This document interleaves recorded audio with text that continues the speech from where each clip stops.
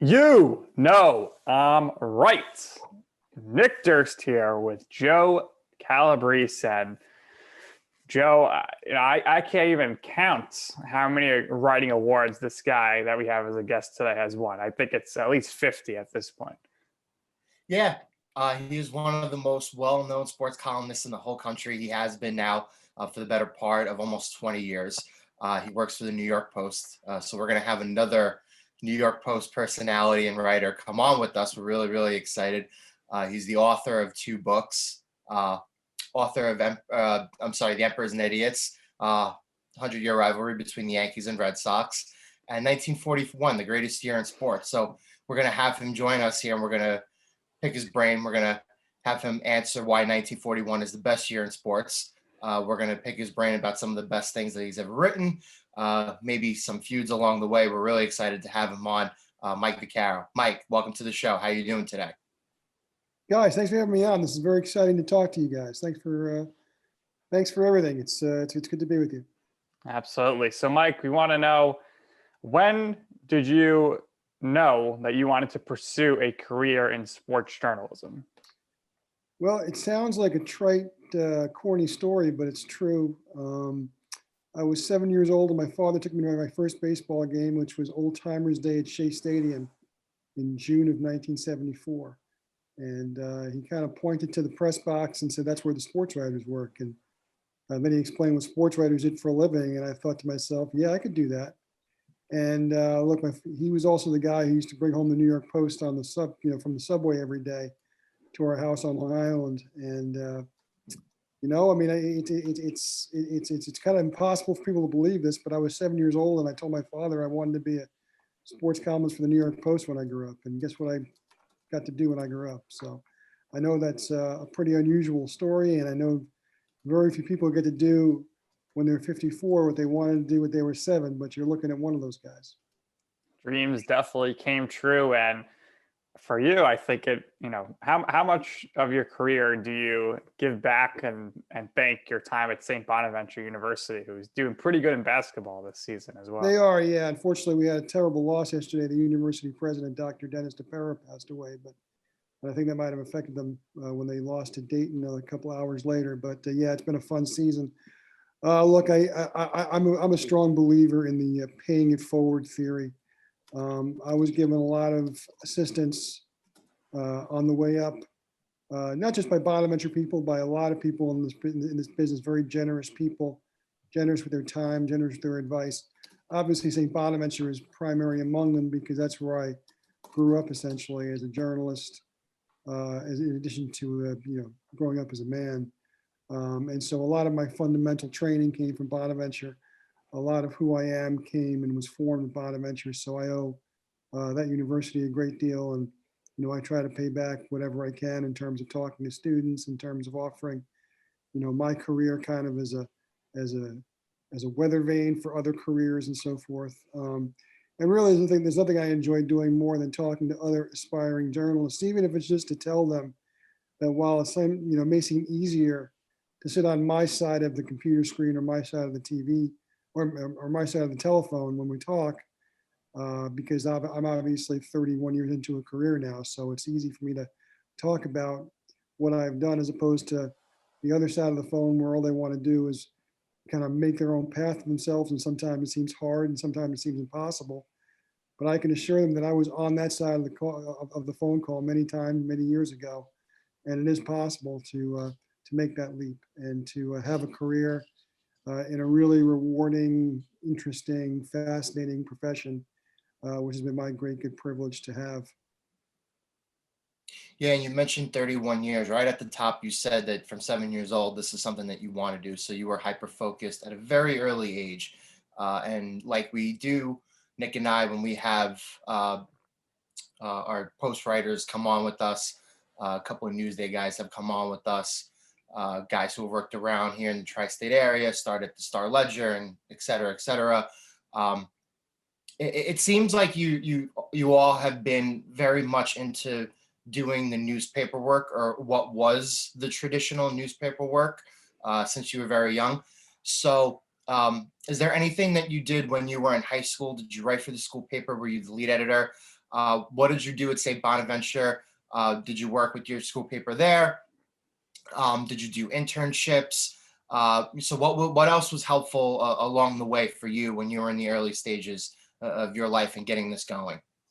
Yeah, I think one of the benefits of knowing kind of early on in the game what you wanted to do is that I was able to kind of, chart a course for myself. I mean, I worked for Tarmac, which was the student newspaper at Chaminade High School, which is where I went to high school. I was never an editor there, but I did write from the time I was probably a sophomore for the newspaper, and really kind of kind of fell in love with the idea of having a byline. That was a fairly it was a very enticing part of the equation, was being able to see your name in the paper all the time. But then also, having other people comment on your work, and from an early age, I really kind of grew to like that feeling. At St. Bonaventure, I really did kind of immerse myself in the opportunities that were available there. And one of the things about Bonaventure that in retrospect was perfect for me is it was a smallish school, so really I didn't have to wait my turn for anything. I know if you go to certain places like Missouri or Syracuse or Northwestern, other places sometimes you have to wait until you're a junior before you work on the paper or work on the radio station. I mean, I was working for both the newspaper and the radio station in week one. I worked in the sports information office. I worked in the public relations office. I began to string for other papers when teams would come in from out of town and play the Bonaventure basketball team, and I knew that they weren't sending a writer. I would reach out to those newspapers and ask if they wanted me to file 12 or 13 inches off the game there.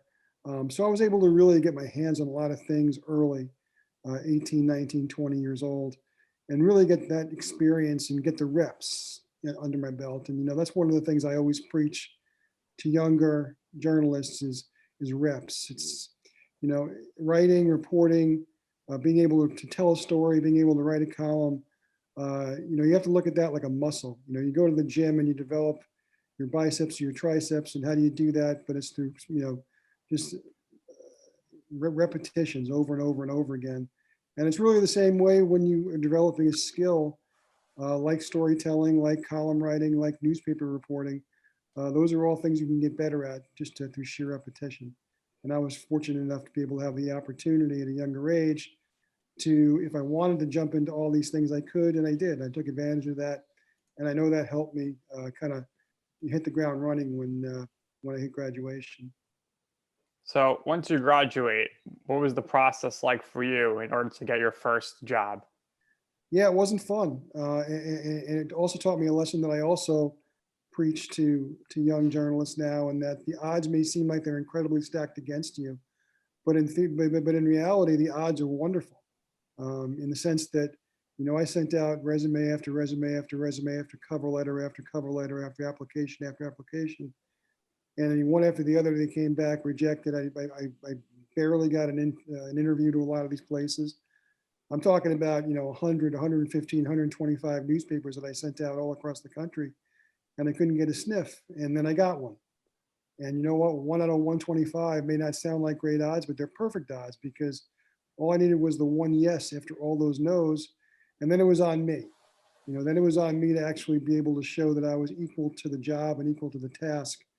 And, I was able to do it, thankfully. But all it took was the one opportunity, and that's all it takes.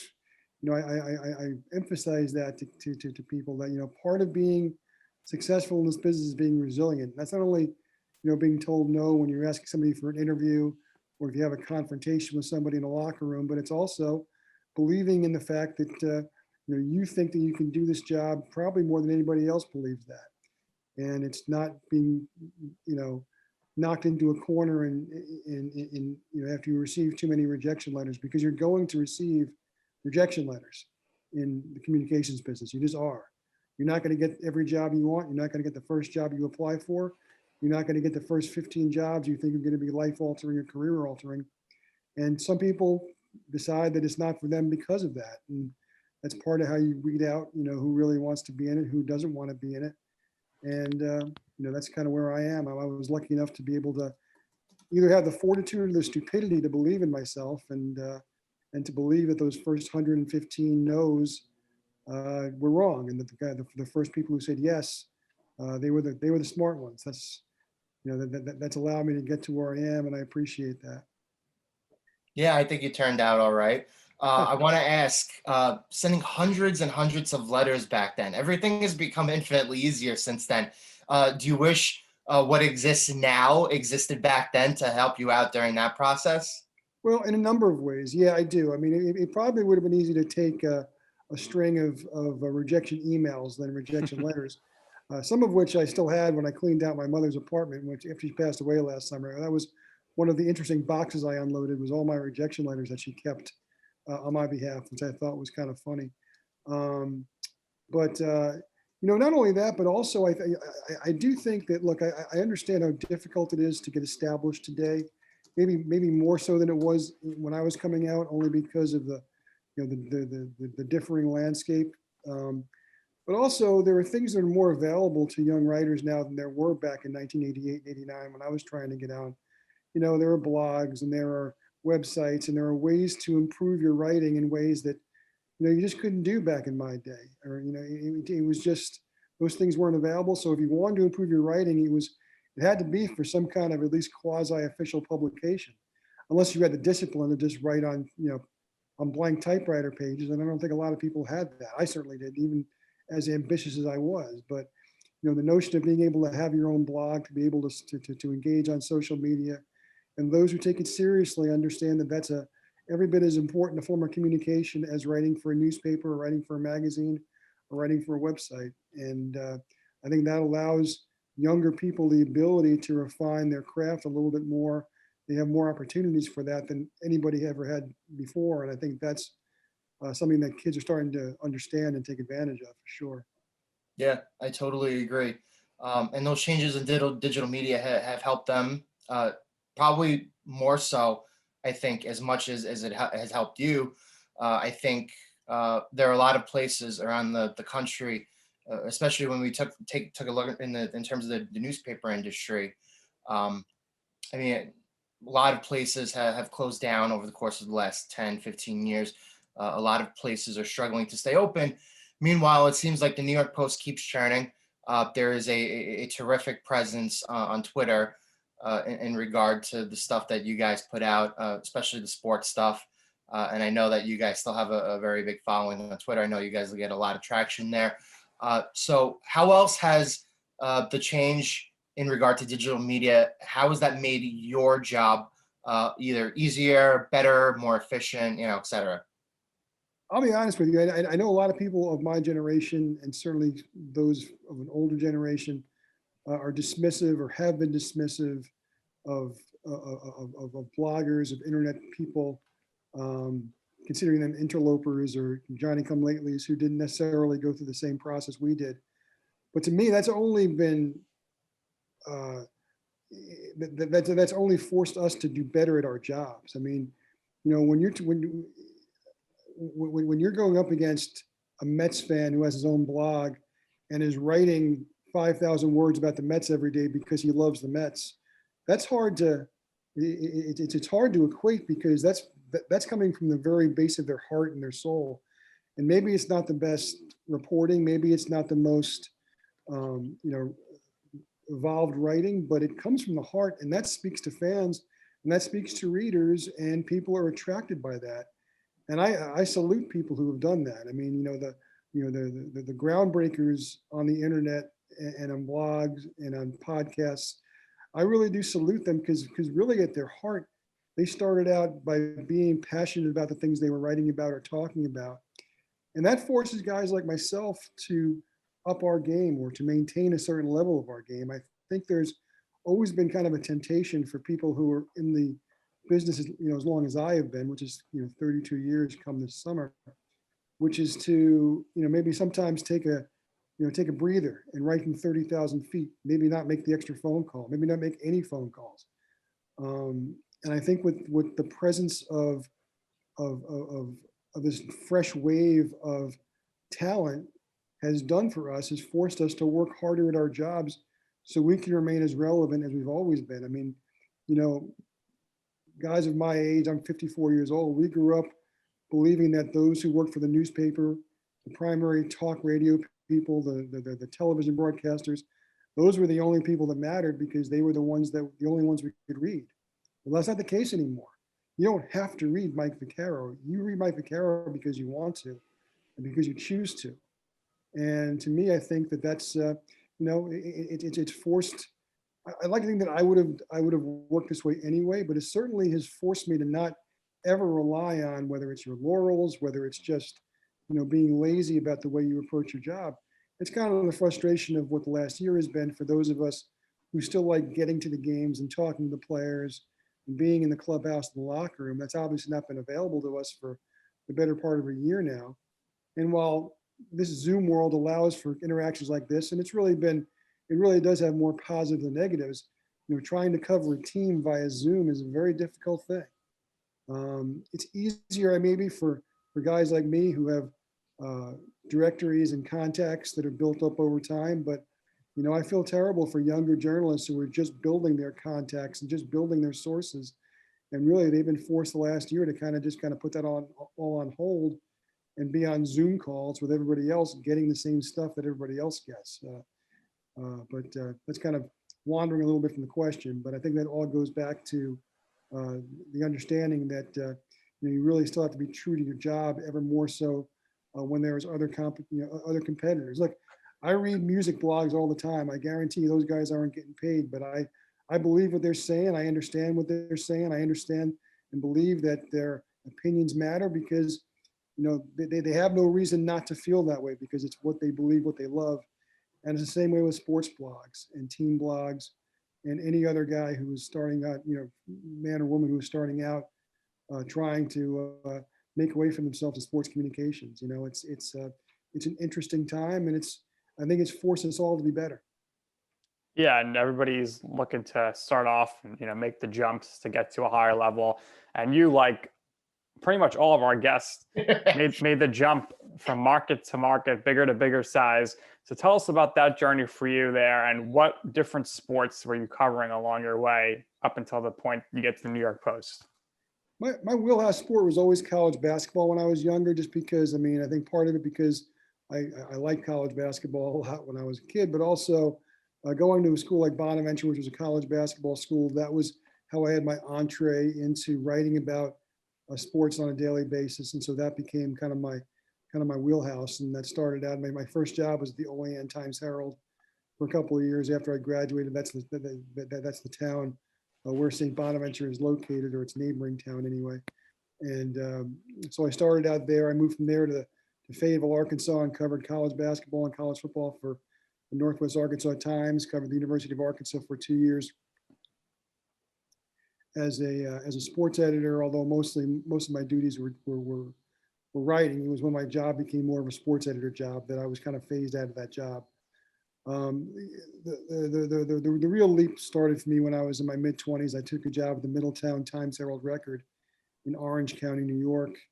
A lot of local stuff, but I was also able to kind of early on become the guy who covered Army basketball and Marist basketball.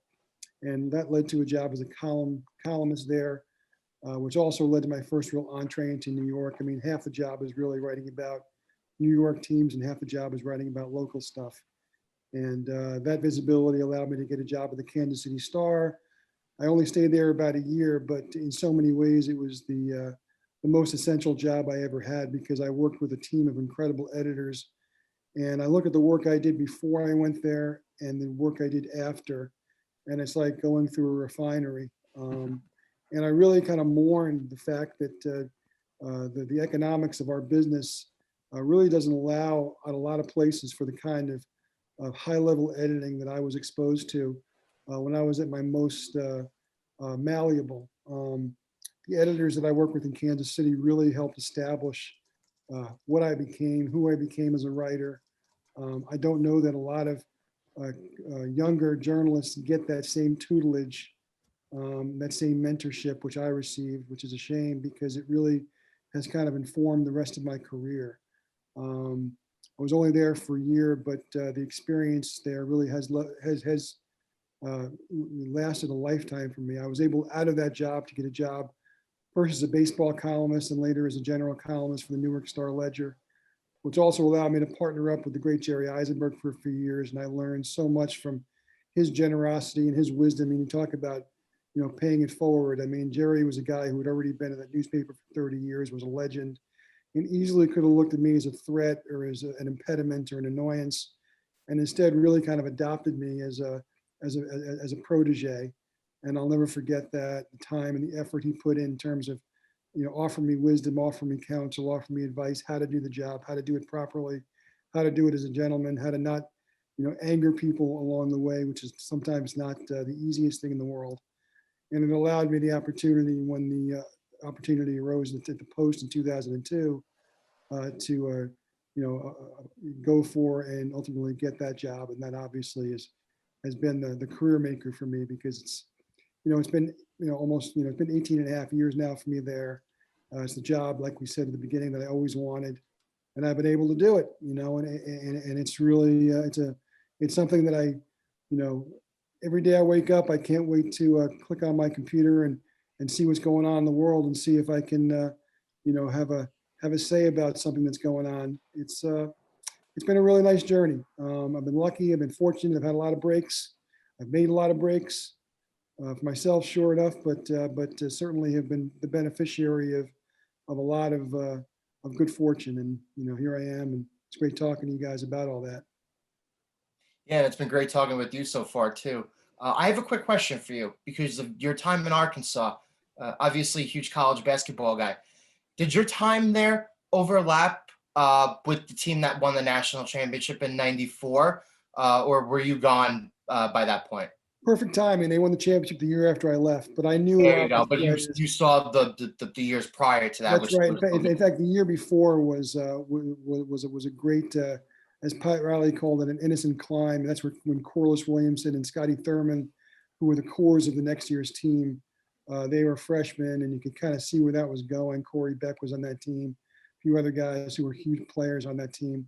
And so while I wasn't there for their championship run, I was kind of there for the, where you kind of saw that, what was coming. And that was a lot, I'm sure it would have been a lot of fun to cover the championship ride also, but it was a lot of fun to cover them kind of as, I don't want to say unknowns, but as, before they really accomplished anything. So that was a lot of fun to do. And, one of the most important guys I ever covered was Nolan Richardson, who I used to do battle with, who I used to go 15 rounds with a lot, but who taught me so much about life and the world. And, for a suburban kid from New York to kind of cover this different guy from West Texas, who had accomplished so much against such steep odds, he really affected me in ways that, are actually still relevant today, because I got a chance, years and years ago to meet Mike Anderson, who was his assistant coach at Arkansas. And so when, now getting to cover him occasionally at St. John's, I can see Nolan in him. I can see all the principles, not only basketball wise, but also the things he brings to his players in terms of, how to be great student athletes and how to be good people, how to be good citizens. And it's really kind of been a fun circle of life moment seeing Mike Anderson work at St. John's. Yeah, as a St. John's alumni, I'm hoping Mike Anderson continues to put things in the right direction, and finally we can maybe start recruiting the top New York City recruits and keep them in the city, which is very difficult. And I am a Maris guy, so you have connections to the both of us. So, Mike, do you remember what your first assignment was for the New York Post? First assignment for the Post was it was a Giants-Vikings football game in November of 2002. Just a standard district game. I mean, the Giants were making a playoff run that year, but that was just my introduction to the paper and to my readers. Giants won the game. Kerry Collins had a big game, and I wrote about the quarterback. The first law that I was taught by Jerry Eisenberg is when in doubt, write the quarterback. And that's what I did at the Post. And, probably that's the first of, I'm going to estimate probably 2,000 columns given early editions and running editions and right through editions of the newspaper. So, that was kind of a neat start. What would you say is your favorite local team to cover?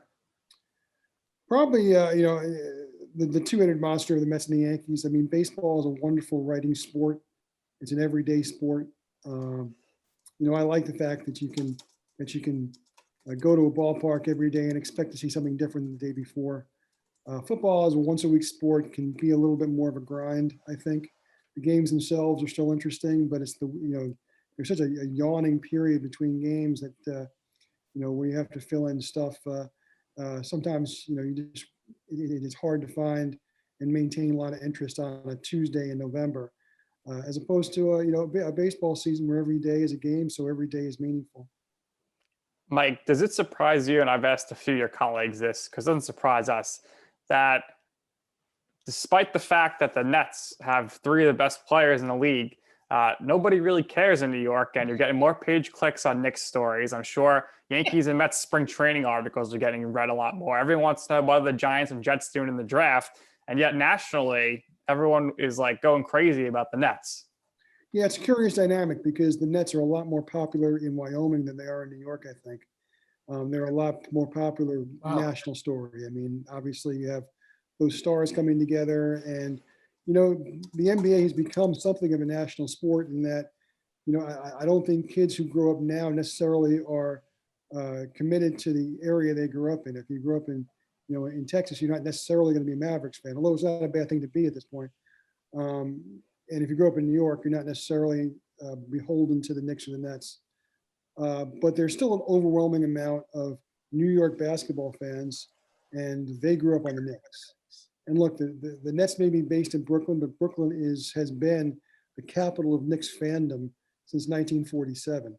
So, I mean, they were never going to just replace the Knicks in Brooklyn or in New York.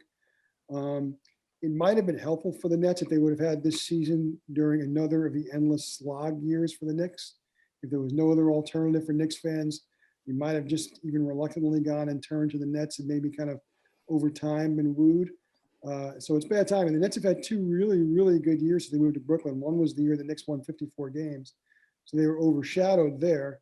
And the other one is this year. And look, I don't think the Knicks are overshadowing them anywhere else but in New York, because you have a lot of Knicks fans who are re-engaged with this team, who have been kind of reattracted to the team because of the way they play, because of the coach, because of the players, because the players seem to care about each other. They play hard every night. And that's really all Knicks fans have ever wanted. They want a team that they can not have to hide their head in shame while watching. And that's really what this team is. As we talk, they're only a game over 500, but it feels like they're 20 games over 500 because it's been it's been such a tortured fan base and such a torturous run for the team.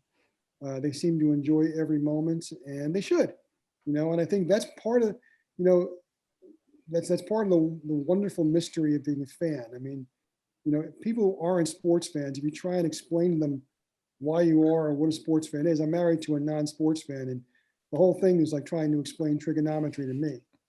But it's, the best way to explain it is in the proof. And the fact is that, look, I know there are people who sell their fandom on the internet. And I've always just dismissed that as being just beyond ridiculous, because you can't wake up in the morning and declare I'm a Nets fan and expect that you're not going to care at all about the Knicks, because that's just not how it works. Right. It's just not how it works. I can't give you a formula for why it works that way, but that's just the way it is. Anybody who tells me I'm not a Knicks fan anymore, I'm a Nets fan. I'm not a Yankees fan anymore, I'm a Mets fan. I don't believe you, because you've spent 20 years developing that part of your soul. You can't just walk away from it. It's not physically possible, which isn't to diminish what either of the other teams have. I mean, look, I mean, in my household, honestly, growing up, I didn't realize until I was about 15 years old that I had to pick. To me, my father was one of these guys who rooted for New York. Now, he was primarily a Yankees fan, but he never once in his life rooted against the Mets. He was primarily a Giants fan, but he never, ever rooted against the Mets. Now, he never had to pick.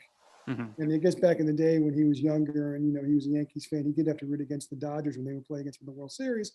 But he would tell me, and I had no reason to doubt him, that he would root for the Dodgers all during the regular season to make it to the World Series. So, yeah, but you don't have that dynamic a lot anymore. In fact, if you express yourself as a New York fan, people kind of, kill you for not taking sides. So I get that dynamic doesn't really exist anymore, but that's kind of what, it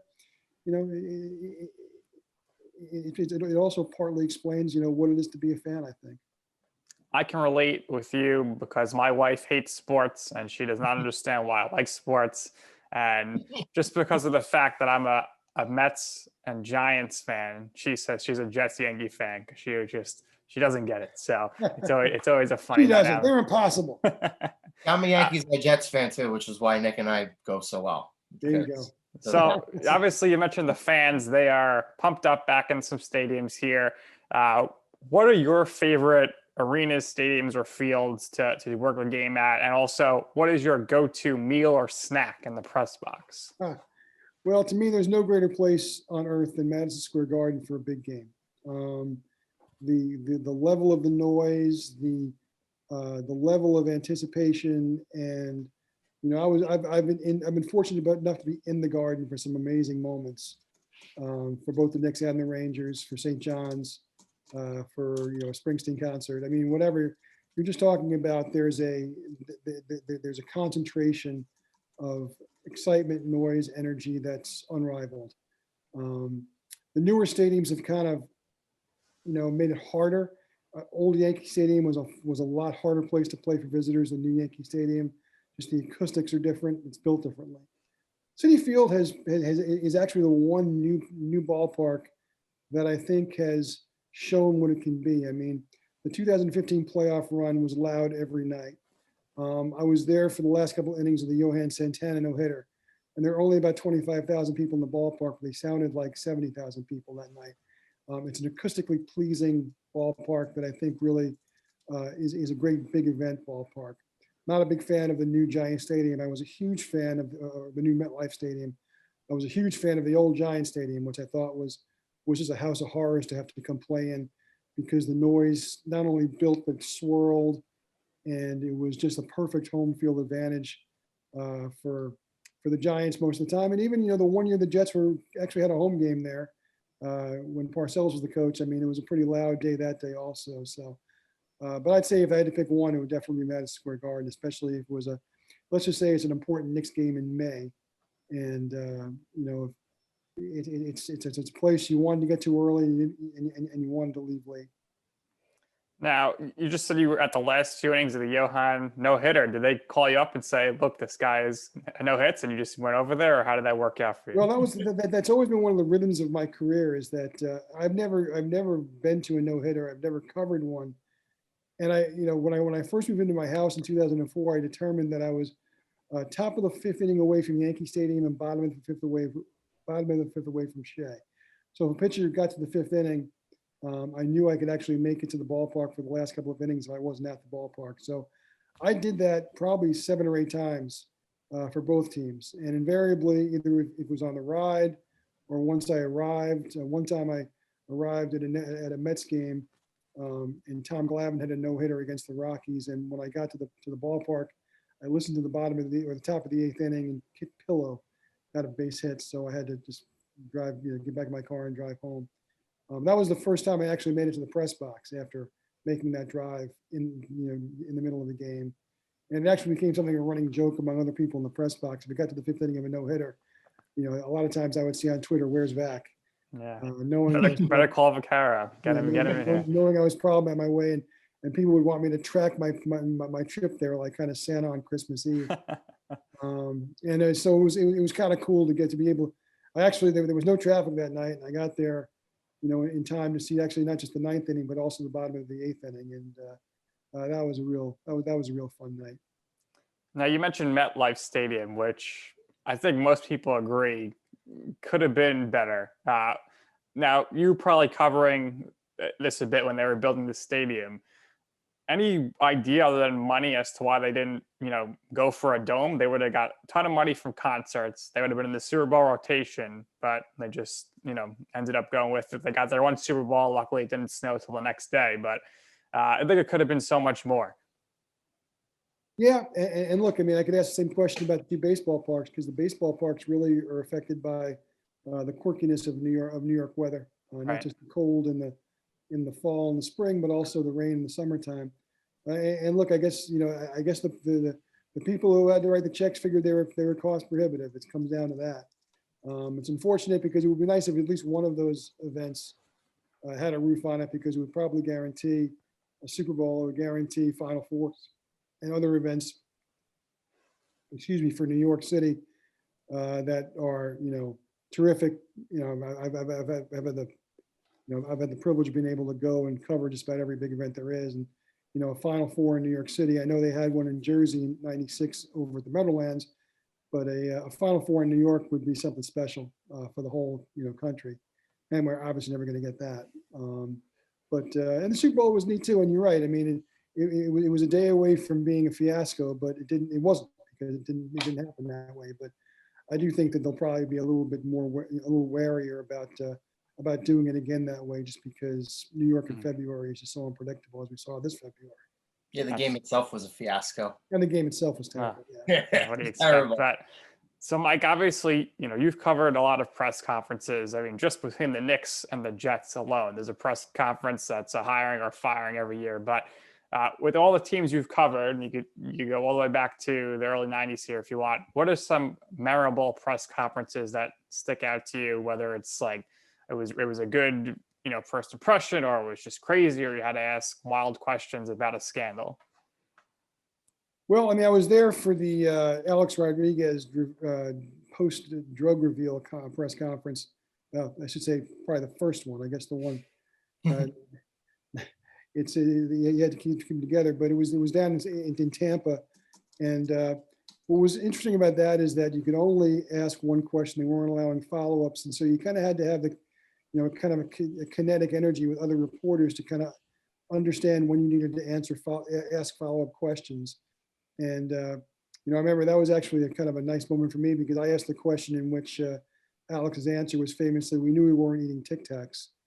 And so I always have that one under my belt. And that was surreal, just because, especially in the context of what followed and what followed the rest of his career, it was a crazy press conference. I was there when Bill Belichick, formally resigned as coach of the Jets after about 3 hours in the job. That was kind of a crazy press conference. There was a crazy press conference in 1999 when the Knicks had a shakeup, and everybody thought that Jeff Van Gundy was going to get fired, but instead it was Ernie Grunfeld who got fired, and Dave Checketts had to answer for all that. And a few months later, he was caught secretly interviewing Phil Jackson, so that was kind of a fun gotcha kind of a press gathering. Those are the. Unfortunately, you kind of keep going back further and further in time, because a lot more of these press conferences now are so well orchestrated and so well oiled, and so as a result, somewhat boring. The Mickey Callaway Kumbaya press conference was a little strange, and I think obviously in retrospect we know why now, but it just seemed a little off, and I think we all said so at the time. So there was that, but those are the ones that really stick to mind. Other than the best press conferences are always the ones at the Olympics. And the one that was great was, and I was at, the one where rather famously, I think it was a Bolivian water polo game where they lost. And the first question was from a Bolivian journalist who said, "You are a disgrace to country, please explain." And so, and I know a bunch of us who were there have always wanted to ask Aaron Boone, "You are a disgrace to baseball, please explain." See, yeah, that would go. That's so funny. So throughout the years, obviously, you've gotten to be around a lot of big time players. You were in the building for a lot of great games. What were some of your favorites through the years? The 2 Giants Super Bowl wins were great, because look, I mean, if you do this job, you like the idea that, one of the cool things about writing for a local paper is that if you write about the high school soccer game on Friday night, that all the people that you write about are going to buy 5 copies of the paper, put them in scrapbooks, and hold them forever. I guarantee you Derek Jeter hasn't held on to a lot of the things that I wrote about him through the years. I probably, wrote the name Derek Jeter down more than any other athlete I ever will. But the only thing that's similar to that is when the Giants win a Super Bowl, or when the Yankees win the World Series, or something else. When I was in Newark, the Devils won the Stanley Cup, because fans are going to keep those newspapers around forever.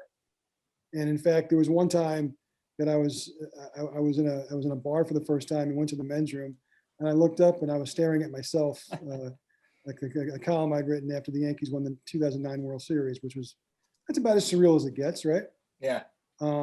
And so those are the things that are invariably the games that are meaningful.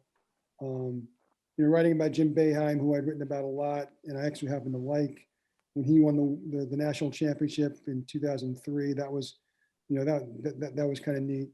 I like doing that. It's one of the great things about doing this job is that you just never know when you're going to have a great story that kind of, pops up, whether it's Yohan Santana's no hitter, whether it's, at the Olympics, you get that all the time. I mean, you wander around, you walk into a venue, into a pavilion, and suddenly you're, watching a sold out badminton match between Malaysia and South Korea, which is probably the greatest sporting event I ever covered. And I just happened to wander in, and these are people, there's 9,000 people screaming at each other, and it goes to a fifth set, and I have no idea what's going on. And, thankfully I made friends, believe it or not, with a Malaysian English speaking journalist. So he kind of was my interpreter for what I was watching, but it was the most staggeringly incredible thing I'd ever seen. A few weeks later, then I saw the other kid from Wyoming, Ruin Garner, beat the unbeatable Russian in a wrestling match. And again, didn't know what I was watching, but it was impossible not to watch. And it was a lot of fun to be able to write about. So those are the kind of things that really kind of stay with you. If there are the 2021 Olympics, how do you think you go about covering them, considering you're probably going to be virtual? Yeah, I wasn't scheduled to cover them anyway. I guess those are things that are possible now. But to me, the Olympics, the Olympics, if you're going to cover them properly, you have to be there, because part of the flavor of covering an Olympics is covering them in Athens, in Australia, in Beijing, all places I've had I've been privileged to be able to cover Olympics from. And it's just really hard to kind of, otherwise you're just writing about a track meet, and people really don't really care about a track meet unless it's about, the track meet and what it was like and who was there and what the circumstances were. So, we actually haven't had any of those conversations, but I don't think I'm going to be beholden to the swimming cube in Tokyo, even if they have these games this year. I miss doing the Olympics because they're a fun thing that, for a sports writer, it's like a daily buffet, and it's a lot of fun to do. But they're also a lot of work, and not just the work of journalism, but the work of 2-hour bus rides and walking up hills and so forth. It's in a lot of ways it's a young man's game, and I've done 6, and that's probably plenty. That's probably my quota. Yeah, we can only imagine. So I wanted to ask you, you've won countless sports awards, and I think somebody in your position, I think, has almost this responsibility of maybe not fully aligning yourself with the overall voice, but it's your job to capture like the snapshot of some of the most important things that are happening in the sports world as they happen. And I think a good example of this would be somebody like covering like a Tiger Woods, from the time that he was dominant and winning majors to the time that he got into his first accident, which deteriorated his marriage. Then the redemption story, him winning the Masters with his son by his side, and then up until what happened recently.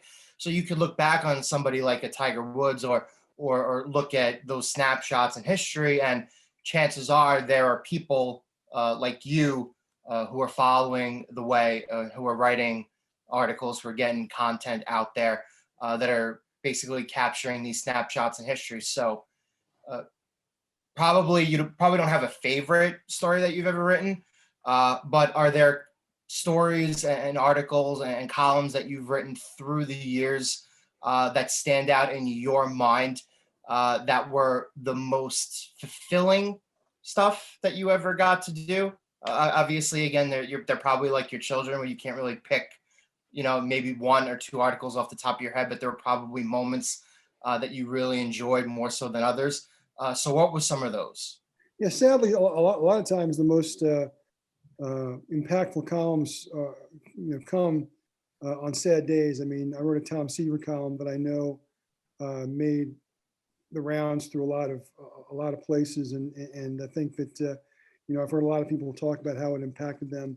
I read about my colleague Anthony Causey, great photographer at the Post, who died from COVID in April, and that really was an impactful column. Unfortunately, these are the things that I think a lot of times people remember because they hit an emotional chord, and they hit an emotional chord for me when I write them, of course, also. But a lot of times what I like doing is being able to kind of tell a story that otherwise wouldn't be told. One of my favorites was about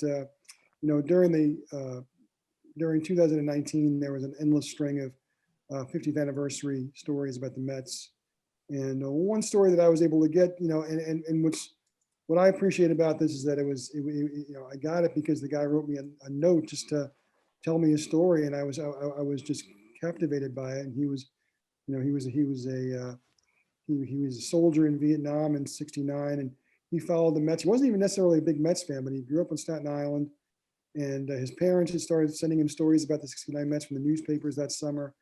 And in his foxhole at night during October, he would listen to the Mets games. And he was actually a canine officer. So, I mean, he had his closest friend in the Army was his dog, and the two of them would listen to the Mets, every day, and, thinking about doing that, the horrors of what he was seeing in the daytime, and the Mets allowing him a couple of hours of respite at night. I mean, to me, that was a story that otherwise wouldn't necessarily have been told, except that he was generous enough to offer it up, just as a letter, just as an anecdote to me in a letter, and was then generous enough to allow me to write the column. Those are the kind of columns that really kind of stay with you, and those are the ones that I enjoy doing the most.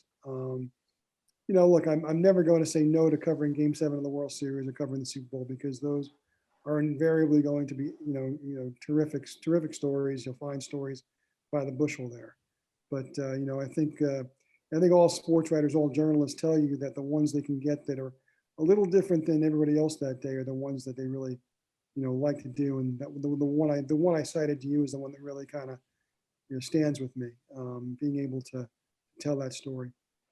Is it easier for you to write stories about teams that are inconsistent losing or scandals like the Jets, or consistent winners like the Yankees? What's the easier approach for a writer? Well, the better one is the successful team, Nick. I mean, look, people think that we all love to dwell on the negative. You guys just like to sell papers and get clicks. And you know what? Guess what? We do like to sell papers and get clicks. You know the best way to do that? Write about winning teams. Good luck finding a New York Post at a newsstand if the Mets are in the World Series or the Knicks are in the playoffs. It's good for business for us when our teams are good. Now, I say that doesn't mean that we're all homers, and it doesn't mean that we'll tell you that a team is good when it's not. I mean, that doesn't do anybody any favors. But certainly, it's better for us. It's better for our bottom line. It's better for our egos when we're writing about winning teams, because people want to read about them. When I was a kid, I mean, I'll tell you this unabashedly. When I was a kid, I wouldn't read the paper the day after my favorite teams lost. I wouldn't read it. I just wouldn't. And so you can think of me now in a press box when when I'm covering it, the Jets, if they've lost 42-10, wondering how am I going to get a Jets fan to read this when I know that I wouldn't have read this, when I was just consuming the paper and not writing for it. And it's really but that's part of the challenge. But I don't think it's any question that given the choice between covering a good team and covering the bad team, we'll take the good team 8 days a week. Mike, it's been 80 years now since 1941. Will that year in sports ever be topped? I hope not, because part of the reason why it was so great is because sports was kind of given a little bit of an extra importance that year because of all the horrible headlines that were pouring into the newspaper every day. That was obviously we weren't at war, but it was kind of obvious that we were heading in that direction. Every dispatch from Europe was terrifying. Every dispatch from Japan was even more terrifying. You kind of saw where this was all going, and really people took a great deal of respite in the sports page that year. And it so happened that there were some great things going on that year. Ted Williams hitting 400, Joe DiMaggio's hitting streak, Whirl Away won the Triple Crown at a time when horse racing was probably the third most popular sport in the country, and Joe Louis and Billy Conn had a historic boxing match at a time when boxing was the second biggest sport in the country. So those all things kind of came together. And yes, I think that while we have more access to sports now, I also think I thought it was telling that I think that while people did turn to sports as kind of a buffer during the last during the whole COVID crisis this year, it wasn't like we could escape it, and it wasn't like we even wanted to. I think in a lot of ways we understand now, I think better than we ever did before, that sports is a part of our greater world. And I think that's a frustration for some people when they turn on a TV set and they see a Black Lives Matter logo, or they see people talking about politics, about during sporting events. But that's just the way our life is now, and it really always kind of has been, I think. But in 1941, people were still, not only willing to compartmentalize those two things, but really actively tried to, because it allowed them to not think about their problems as much. Yeah, like everything, historical context, I think, absolutely matters. We really enjoyed having you on. It seems like you have an affinity for Staten Islanders, because Nick and I are both from Staten Island. So my last question here to wrap this all up is feuds and rivalries, and people have come at you through the years and either not liked what you have written, or thought what you wrote was maybe not true, or maybe they wanted you to take something down entirely. So how many of those have you had to deal with through the years? You know what? You're not doing your job if you don't have a confrontation or two along the way.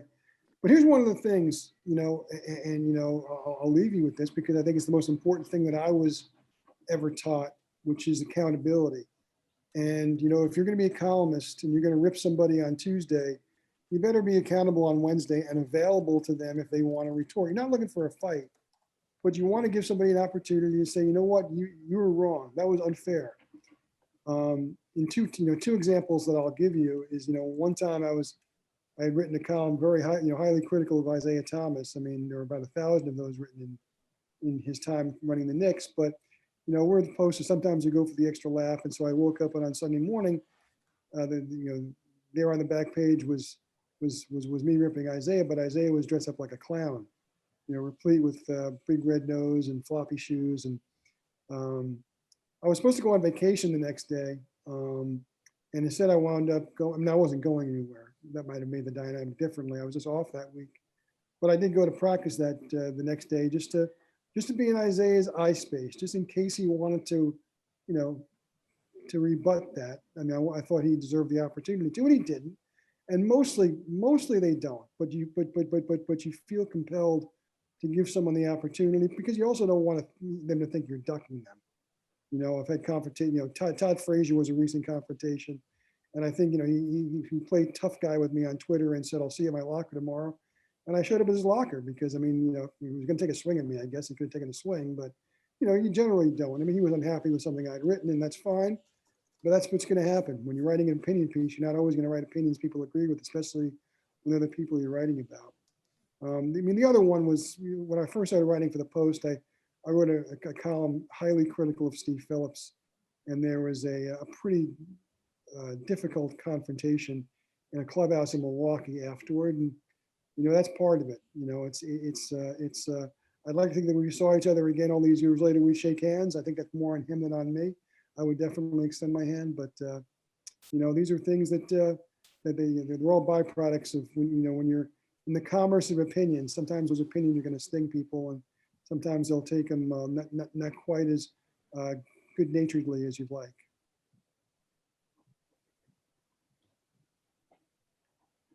Yeah, I think that's great advice there. And Mike, we appreciate you coming on here, and thank you for your time. So that's going to do it here for this episode of I'm Right. For our very special guest, Mike Vaccaro, and for my co-host, Joe Calabrese, I'm Nick Durst, and this has been I'm Right.